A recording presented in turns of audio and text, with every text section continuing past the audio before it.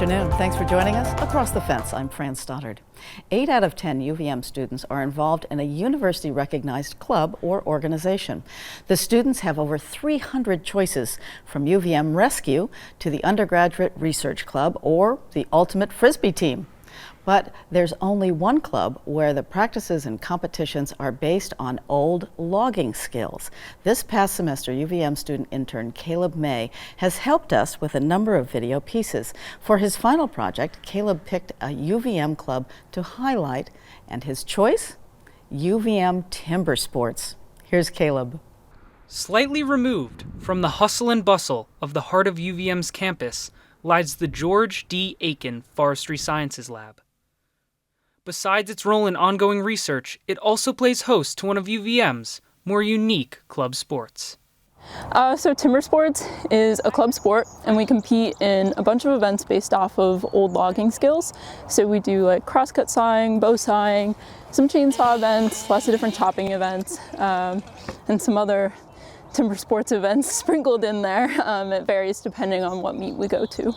The rules of soccer, basketball, and football might be common knowledge. Timber sports is a different cut. The competition typically starts with an event known as pulping. You got it? A little more sauce, you got it. So it's a pulp pit. We have 4 logs, and it's a team event. We have teams of 6 at meets, so that means team events means all 6 of them are competing in it. You got to chuck logs back and forth from the pit, and they have to land in between the stakes to get points. Next comes the chopping events. So behind me is underhand. It is one of our 2 chopping events. It's underhand and then vert, which is in the same stand as cookie stack. The goal for both of them is the same. You chop at a 45-degree angle V on one side, and then switch to the back and sever through. Finally, the cutting events, which includes a favorite of UVM Timbersports, crosscut. Yeah, crosscut, it's a standard event. That is probably it's like the meat and potatoes of the team. That's what everyone does. For team events, it's usually you and a partner cut through 2 cookies. For team events, it's somewhere from like 6 cookies to 9 cookies, 12 at our upcoming meet. Yeah, and it's just our 2-person saw. It's the saws pretty much stay the same through the centuries. And yeah, it's one of our favorites. Another favorite event, burling, requires participants to balance on a floating log. And then, of course, there's axe throwing. Contestants receive points based on their axe's proximity to the center of the target. Cookie stack, or disc stack, is where a contestant attempts to cut as many cookies or slices of wood as they can in 1 minute.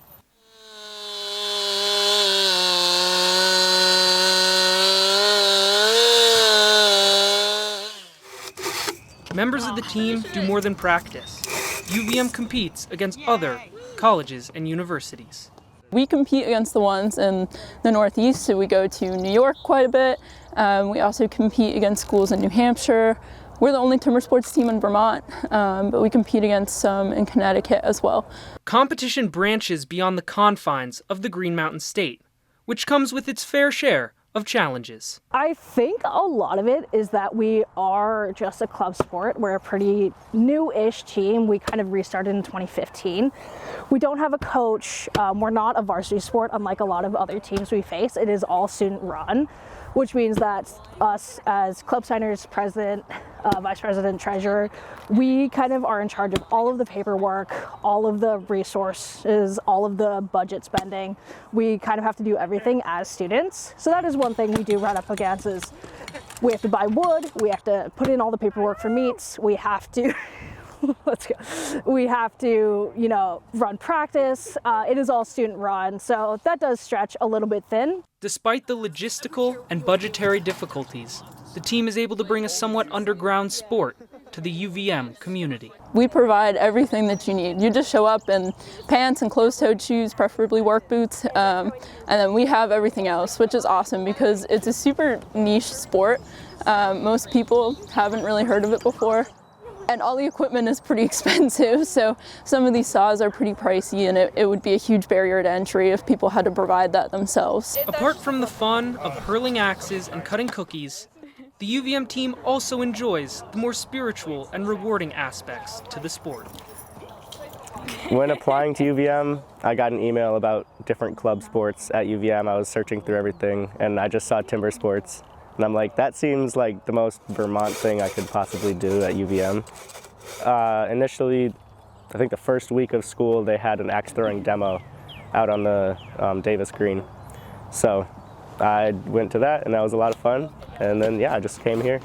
I love the team and I love the sport. I'm a competitive person, so I like having a place to let that competitive energy go. But the biggest thing is definitely the community that the team has. All these people on the team are like my best friends, and we come to practice every day, and we enjoy spending time at practice, but then we go out and we do stuff outside of practice too. So definitely is a big community, and I'm thankful for it. It's an awesome group of people, super unique to UVM. I don't know, I just instantly felt welcomed when I came here, and it's just such a fun, unique group of people that don't really fit the vibe all the time, but it's super cool. Our team specifically,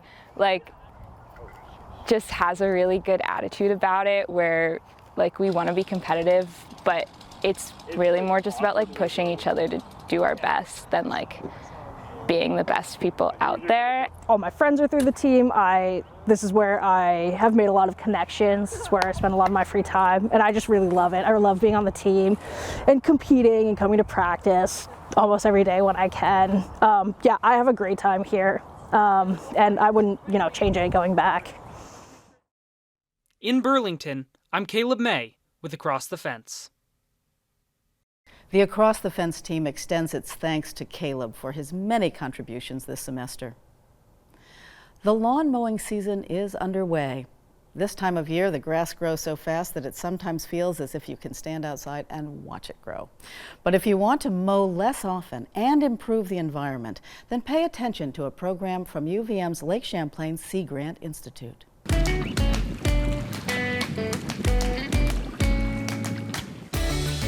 Lake Champlain is an extraordinary natural resource nestled between New York, Vermont, and Quebec. But the lake and its tributaries are being negatively affected by human activities on the land. Lake Champlain Sea Grant works to develop and share science-based information to improve the environment and economy of the Lake Champlain Basin.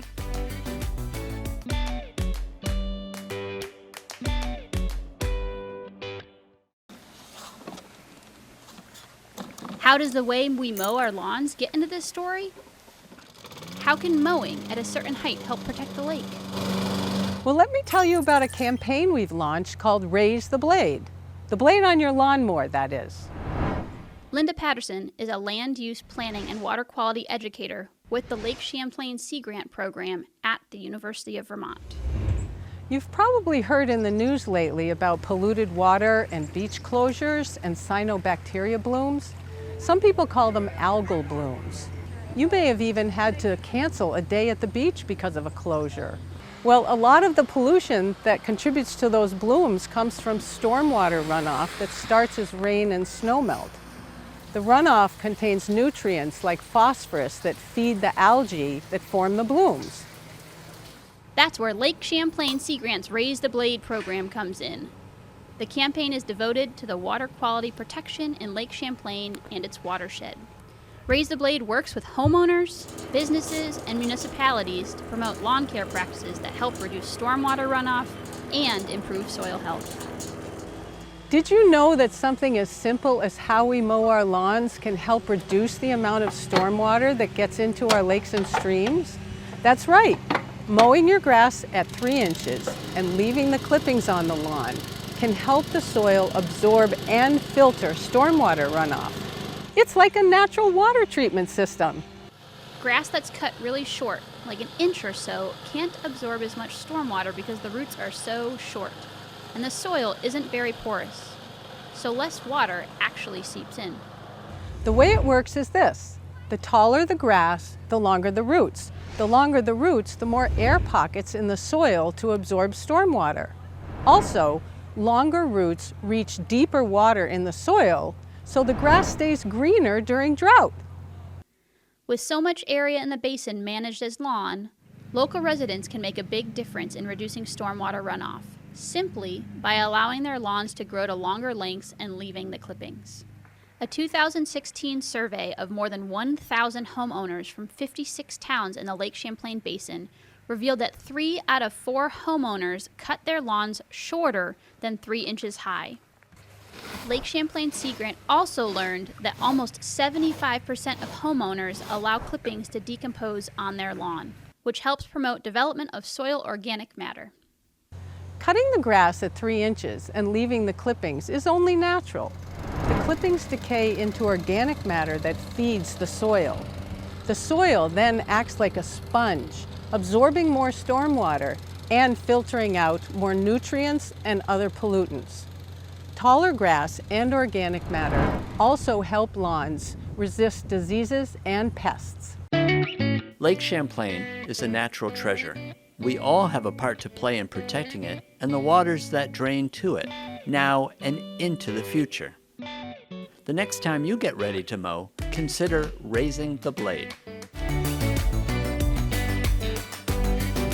This video was produced by Lake Champlain Sea Grant, a partnership among the University of Vermont, SUNY Plattsburgh, and the National Oceanic and Atmospheric Administration. To learn more about Lake Champlain Sea Grant and to see other videos in this series, please visit our website. With the mowing season just getting underway, now is the time to make the adjustment and raise the blade. And that's our program for today. Once again, thank you for joining us across the fence. I'm Fran Stoddard. Stay well.